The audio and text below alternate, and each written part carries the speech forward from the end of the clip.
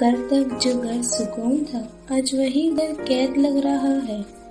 पर तू घबरा मत, सब्र कर, ये वक्त भी गुजर जाएगा। कल तक जो ऑफिस पाताल सी लगती थी आज वही ऑफिस जाने को मन करता है। कल तक जिन लोकल ट्रेनों में सफर करना बड़ा ही मुश्किल था आज उनमें फिर सफर करने का मन करता है। पर तू घबरा मत, सब्र कर, ये वक्त भी गुजर जाएगा। कल तक जिस ट्रैफिक से सर दुखता था आज उससे देखने का दिल कर रहा है। कल तक जो मास्क पहनना व्यर्थ लगता था आज वही मास्क जीने के लिए जरूरी बन गया है। पर तू घबरा मत, सब्र कर, ये वक्त भी गुजर जाएगा।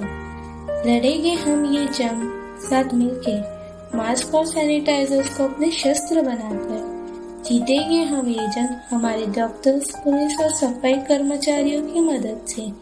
फिर मिल पाएंगे हम हमारे प्रियजनों से। तब तक तू उदास मत रहना, तब तक तू उम्मीद मत हारना, तब तक तू अपना धीरज मत खोना, सब्र बनाए रखना। ये वक्त भी गुजर जाएगा।